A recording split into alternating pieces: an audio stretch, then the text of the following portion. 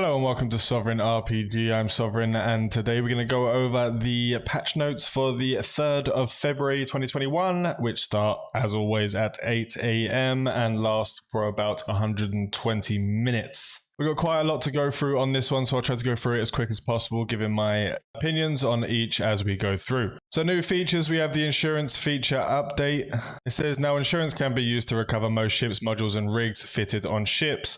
If you want to go into more detail on the insurance system, I did just post a video which posted the same day as this one, as it all came out around the same time. I'll put a link in the pinned comment, and I'll also put a card up in the top right. The insurance points required to recover ships and modules are determined by the estimated market value of the items, which is a bad decision because we all know how shit the estimated value is. It's not a good one. It's not a good metric to go off of. They can't even update that enough for it to be actually usable. The insurance points required for recovery are calculated when a battle loss occurs, and discounts are available for deposited insurance points. After recovering the player's ships and modules, the insurance system will purchase similar items from the market according to the status of the deposit pool. Now, they didn't give that information in the actual update on the insurance. That will be a lot better, but I can still see it be a big issue. Because if no one is selling the ships or no one's selling to buy orders, which will be set up by the insurance system, especially if they're going off of the estimated value, these ships could just come out of thin air and no help to the industry whatsoever. Number 2, improve the corporation hangar and wallet review system, added a no review quota and reduced review time. I'm guessing that is the audit times rather than the review times. They have these weird translation things. Every time we go through this, they don't translate very well. Players who have joined a corporation for more than 60 days and have tech level 8 or higher can enjoy 80% less auditing time for using the corporation hangar and wallet. That is a really massive change that we're really happy about, especially in our corp where we have all the hangars open to all of our players. I mean, we're a very small corporation of people. We all trust each other. Nothing goes missing. Everything stays in there so that people can just grab what they need when they need it. Everyone has access to the corp wallet and everything. So it's actually a really nice little core group that we have. We are actually looking for some new players in the Wolf Pack. If you are interested in doing PvP mostly, we don't do PvE anymore really, we just do PvP roams, and our main focus is frigates and cruisers, then come and join my Discord. That link will be in the description and we'll get you set up for an interview. We'll go through and talk to you, so we're not exactly just inviting everyone, but we want to know that you'll be a good fit for the corporation. Anyway, let's continue. Players who have joined the corporation for under 7 days have 100% longer audit time for using the corporation hangar, and also cannot use the corporation wallet.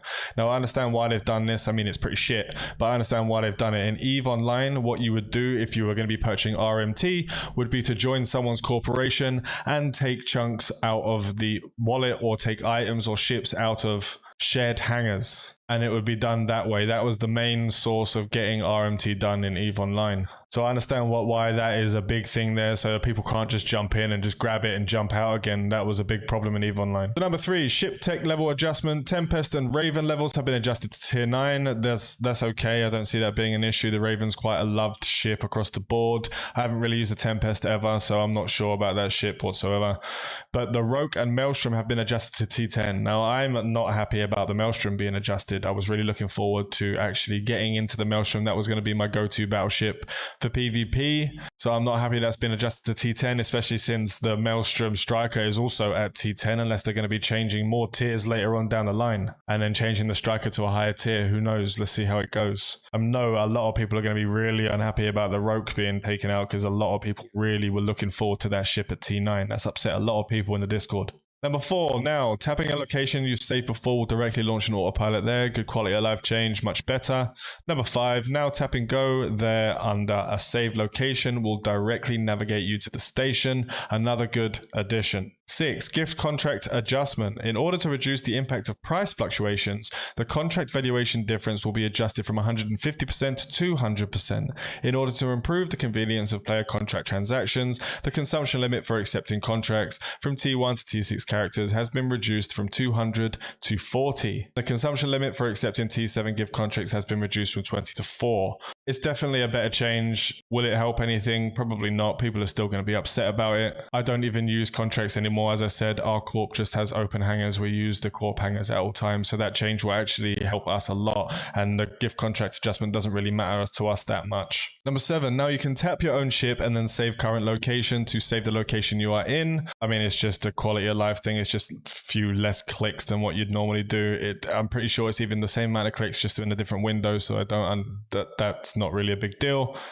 Number 8, now all normal belts of ore have a life cycle of 3 hours. They needed to change that. There's plenty of belts and systems with just no ore, and it was just a nightmare that people were only hand-picking ore and then leaving the rest there, and it would stay there if it was above the 30%, so that's another good quality of life change. Number 9, improved. Optimized the icon display in the scene to improve the client performance. Client performance is always a good thing. I'll never complain about that.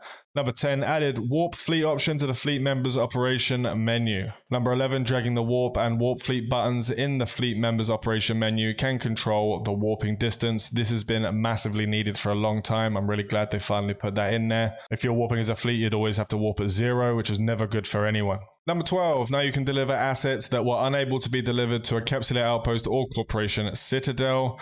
Another good change, something that was very much needed. I was complaining about that in a previous video. Number 13, added price comparison to the buy page and the purchase in bulk page. Again, another quality of life issue that was much needed. Number 14, adjusted the warping velocity of some of the battleships. Now the warping velocity of a battleship is 2 AU a second. That's obviously probably not including the material that has a bonus, which will be much more. Number 15, now banned accounts will be able to see a detailed reason for the ban on the ban screen, so you will know what sort of naughty deeds you've been up to, sir. Number 16, improved the display of skills and time on the character selection screen. I didn't see it that much of a problem, to be honest. I've got used to the skill system right now. Number 17, you can scroll the language list on the login screen. Guess that's just a nice little quality of life change, so you don't have to go into the game and do it through the actual system settings. Number 18, improve the info and notice display. Hopefully they've changed some of the actual info that's given on there, because some of it's quite wrong. Items traded in ITC have 50% less trade lock time. But if the average times are added up correctly, I'm guessing that means the market. I doubt that's going to mean contracts. If it does mean contracts, it's a good change. But on the market, they don't even change the estimated value enough for that to actually matter. If they did change that more, then there wouldn't be any lock times, because it would be the average price of every item. Number 20, added new models for the strip miner. Okay, thank you. 21, added advanced quests and advanced pilot tutorials. Tutorials are always good for the newer players. I don't see much of an issue there. 22, transport missions now display the correct delivery hold volume. That needed to be fixed. There was a lot of issues. People were complaining that they could actually get the mission and couldn't fit anything in the ship itself. It's a bit of a nightmare. Number 23, chat window will no longer be closed during a gate jump. This is a big issue for a lot of people. I just don't use the chat window, so I'm not really that bothered by that. I wasn't really bothered by that bug in the first place. Number 24, added a confirmation box for lost resources when a mining array is destroyed. That was kind of needed. There were a lot of people just thinking that they could pump the actual stuff out there and destroy it straight away, but you had to collect the actual planetary resources first and then destroy it after it's done. The sharing features will now adopt a unified interface. We'll have to see how that goes. I don't think that's not really much of an issue. I still don't think. Still not seeing any drone stuff here. 26, revamped the overview icon for all bases. Again, something I didn't really think needed to be changed. Number 27, updated the resources related to the Guardian Rally event. Okay, events, I don't really care about them, but people do, so that's a good thing for you guys. Number 28, you can view the kill mail of the same corporation member in the corporation management interface. That's a really good change, so you can actually see who's losing what, when, and where. That's a good one there, just in case people don't like to show that they've got kill mails going on. And it's easier for us to be able to compile everything together. I'm hoping that's what they mean by that, so that you actually can view who your corp members have killed, not just who have lost. So we'll have to see how that one is when it gets into the game. So you have some fixes here. Fixed an issue where the removal of fuel from the Corporation Outpost fuel hangar would not be restricted by the trade lock. Why would you trade lock fuel? No one gives a shit about that. No one's going to RMT fuel, for Christ's sake. It's cheap as shit. Why are you trade locking? And why are you letting us know you fixed that? I'd rather that just be a ninja change and no one complained about it. Number 2, fix the conflict between player name and rich text that could cause an error in share links. I've never had a problem sharing links, so I'm not sure about that one. Fix an issue where the delivery location showed in the Citadel did not match the actual delivery location in some regions. That could have been a bit of an issue, so that was definitely something that needed to be sorted out. Again, I don't do delivery, so I don't know anything about that one. There were some good changes here. The insurance system, we'll have to see how that goes. A lot of people are really upset and really worried about what it actually means for the insurance system, especially for the industrial sector of stuff. People are upset that the Roke is now T10 instead of T9, especially when we're so close to T9. People have been getting their skills ready for flying the Roke because it is a very loved ship. And now there's going to be a lot of issues. People are going to have to respec, use Plex, use ISK, do that to get out of it, to get into something other things that they want to get into. So it was a bit of a nightmare for that one. There were some good quality of life changes there, and some changes that didn't really need to be done. There's still issues with drones that haven't been fixed. There's still a lot of big issues with other weapon systems that need to be fixed, and I'm not seeing any of those changes here.